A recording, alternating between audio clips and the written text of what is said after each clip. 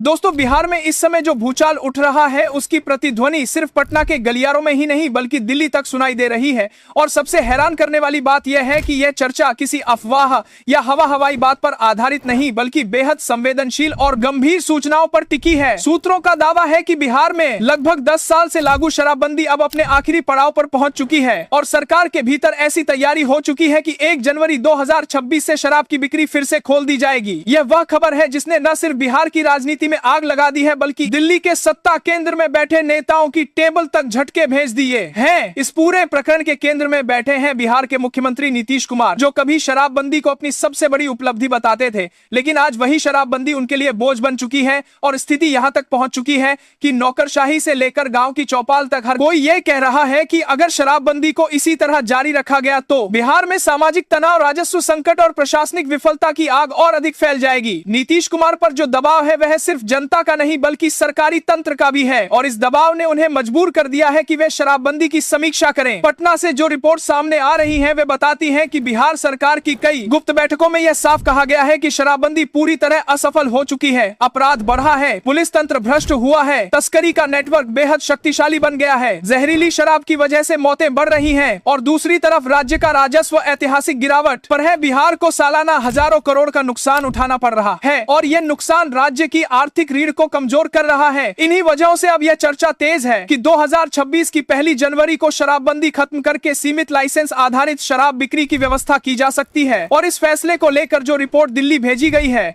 उसने केंद्र सरकार को भी चौंका दिया है। सूत्रों का कहना है कि प्रधानमंत्री नरेंद्र मोदी को इस मामले की पूरी जानकारी दी गई है और पीएम मोदी ने इस पर कहा है कि अगर शराबबंदी की वजह से बिहार की अर्थव्यवस्था और कानून व्यवस्था बिगड़ रही है तो राज्य अपने हिसाब से निर्णय लेने के लिए स्वतंत्र है। इस बयान ने बिहार की राजनीति में और हलचल पैदा कर दी है। उधर गृह मंत्री अमित शाह को भी बिहार की स्थिति से अवगत कराया गया है और उन्होंने कानून व्यवस्था से जुड़े पहलुओं पर विस्तृत रिपोर्ट मांगी है। बताया जा रहा है कि अमित शाह को यह बताया गया कि शराबबंदी ने अपराध को खत्म नहीं किया बल्कि अपराधियों को और ताकत दी है। तस्करी का बड़ा नेटवर्क पड़ोसी राज्यों में फैल गया है और यह नेटवर्क अब इतना मजबूत हो चुका है कि पुलिस भी खुलकर कार्रवाई नहीं कर पा रही है। कई जिलों में अधिकारियों ने माना है कि शराबबंदी लागू करना अब लगभग असंभव हो चुका है। दिल्ली के शीर्ष नेतृत्व की इन प्रतिक्रियाओं के बाद बिहार सरकार तेजी से शराबबंदी को हटाने की प्लानिंग में लग गई है और इसी वजह से यह बात अब तेज हो गई है कि 1 जनवरी 2026 से बिहार में शराब की बिक्री दोबारा शुरू हो सकती है। यह तारीख सिर्फ चर्चा नहीं बल्कि एक तरह से लक्ष्य मानकर तैयारी की जा रही है ताकि नए साल में नई नीति लागू की जा सके